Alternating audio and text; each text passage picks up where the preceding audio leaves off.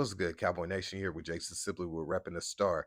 Before I dive into everything, I just want to say again, thank you to all the new subscribers, those that are following, sharing. I appreciate all the love and support. If you are not subscribed, go ahead and subscribe. Uh, Share it, give a like, drop a comment. I love to hear from y'all. So I appreciate all the love y'all are showing recently. But let's dive into it. So one of the first things I wanted to bring up is the fact that Shaq Leonard did sign with the Eagles. I'm I actually thought I would feel worse about it, but I don't have any feelings about it. I kind of suspected it, I'll be honest with you. After the game Sunday, I believe that the reporters went to Jerry Jones and was like, "Hey, trying to get a gauge on what he's heard about Shaq Leonard," because I believe Jerry Jones said on Friday that he expected to hear something after the Eagles game. So, of course, reporters up there ask him like, "Hey, what do you feel about it now?" And he's like, "Haven't heard anything." At that point, that's when I kind of felt like he's probably not coming to Cowboys. You haven't heard anything. You've met with him on, I believe it was Tuesday of last week. I that was telling for me. So I guess maybe that's the reason why I don't have any reaction to it is because I kind of suspected it. But at the same token, and this is no dig against him. We could have utilized that linebacker depth, but at the same token, I think that Philly had a greater need than we had. There wasn't a bidding war. Jerry Jones was on 105.3, and he advised that it was they had a package for him on what he would play, but it wasn't that he was going to be, on the field as much as he probably would be on the field with Philly. So it's almost like when a player gets to a stage in their career, it's am I focused on pay or am I focused on play? At some point, you almost have to focus on the fact that, hey, you know what, this team has given me the opportunity to play more, so I'm going to go with that team. So I think that's at the end of the day, that's what took place. Now, the reason why I'm not disappointed in some regard is because I feel like, and I've said this, I don't believe that this is going. He's the player he used to be, but he would have been an added asset. That's all I'm going to say. I don't think that he's this. It's not a situation where, like, let's say, for instance, Fred Warner is available, and Fred Warner is either about to make your team better on defense, or he is about to make your rival or opponent better on defense. In those situations, you are going to feel a huge loss if he went to your rival. This situation, I don't really look at it that way. Again, not knocking him, not tearing him down. I'm just saying that I don't really. I have I have no feelings about it. It is what it is at the end of the day. But yes, Philly picked him up. I don't know if we're gonna see him this weekend.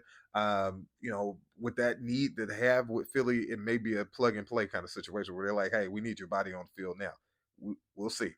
Um, but speaking of Philly, we Cowboy fans, we got some help this weekend. This weekend, those 49ers, and it's so weird. It's weird to sit there and root for the 49ers.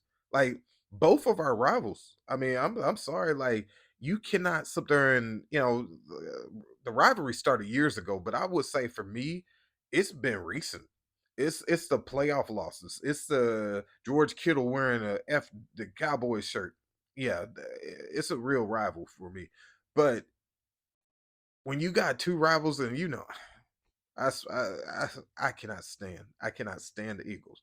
So when you sit there and you have to watch a game and you have to cheer for one of them, I was darn near sick to my stomach. But at the end of the day, 49ers did us some service. They got us one game behind them. So the game that was supposed to be a must see just turned that much better. Like that this game Sunday, um I believe that the Cowboys and the Eagles were going to split. I think the last game we came very close. If it wasn't for a few mishaps, I feel like we should have won in Philly. Schoonmaker not getting into the end zone, literally gets stopped inches outside the end zone. Now, granted, he was being tackled before the ball arrived, but again, it's amazing what Philly fans like to dismiss and pay attention or pretend like it never happened. But it was a pass interference call that should have got us first and goal, but whatever. Dak stepping out on the 2-point conversion. Um, Philly fumbling the ball 3 times and we didn't recover one of them. Penalties, there some drops. Michael Gallup, some drops in critical moments. These are situations that caused us to lose that game, but it was a winnable game. Even at the last few seconds, it was still a winnable game. So I don't fear this team. I don't fear the Eagles. I really don't. If you want my honest opinion, I honestly feel like the Seahawks secondary is better than the Eagles secondary.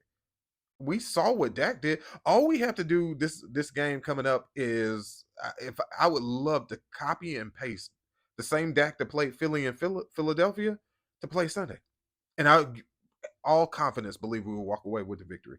I believe that they're playing their best ball right now. It seems like they peaked at the right time, and I think that this is not going to be now. This is going to be a heavyweight fight because if you think that this is a big game for the Cowboys, you have to know that this is a big game for the Philly fans.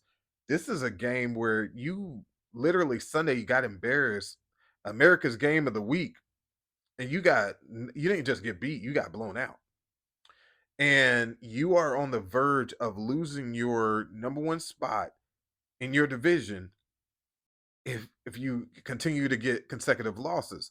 Now, granted, going forward, you we a lot of people are talking about, hey, well, the Cowboys remaining schedule versus the Eagles remaining schedule are two different things, and that's very true.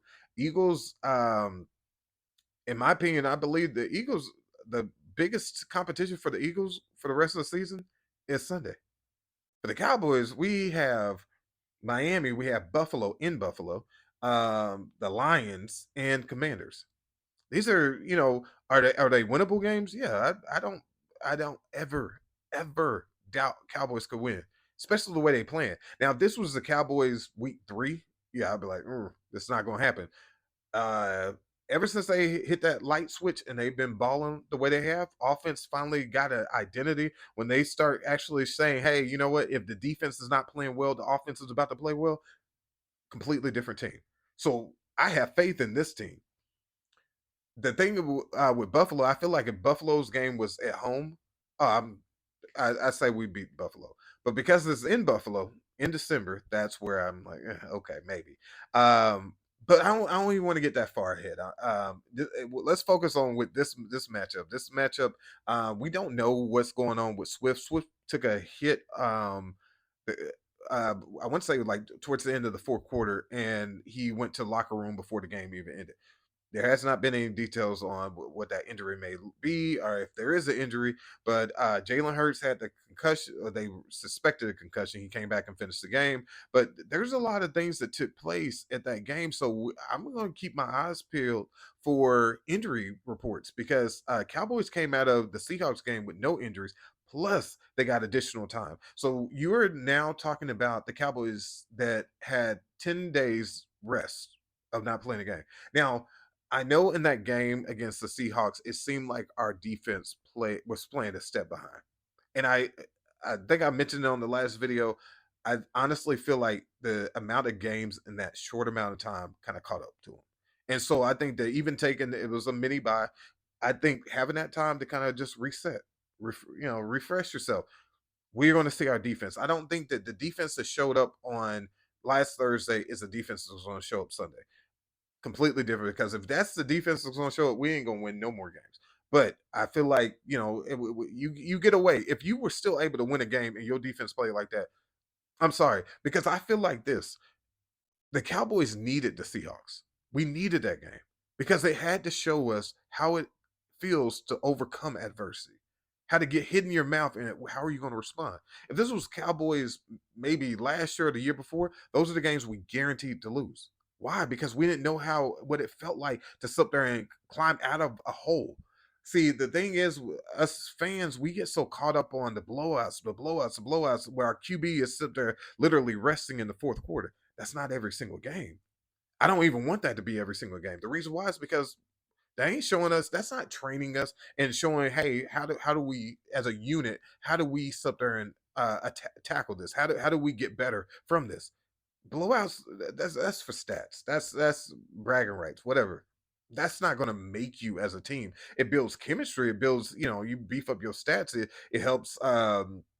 the morale and stuff like that, but it's those hard fought wins. That's what builds teams. That's what builds character, and that's the kind of game you need in the playoffs. So I feel like with the Seahawks game, it really taught showed me what this Cowboy team can do, and so that's the reason why I'm not really nervous about this game Sunday. I feel like if there's a team that's beatable, I think that the Eagles are beatable, and San Fran showed it. The Jets showed it. They're a beatable team. They're a good team. I'm not taking that away from them. They are a good team, but they're beatable. So if I had to give predictions, I think our second their secondary is really sketchy. So I feel like CD Lamb's still going to have a big game. Um, Ferguson's going to have a good game. Dak's going to have a good game. I don't really expect Pollard to have a big game. They their defensive line is they're true. So I don't feel like they will unless they sit there and take some of the plays out of San Fran's playbook, running a bunch of screens and things like that. But I don't really think this is going to be for those who play fantasy. I don't think this is going to be Pollard's game, but I think that your wide receivers, your tight ends, and your QB is going to step up. I feel like this is going to be a game where the Cowboys will get a takeaway, whether that be an interception or a fumble. This will be a game that the defense will step up. If I had to give my predictions for this particular one, I'm going to say the Cowboys are going to win this 28-21.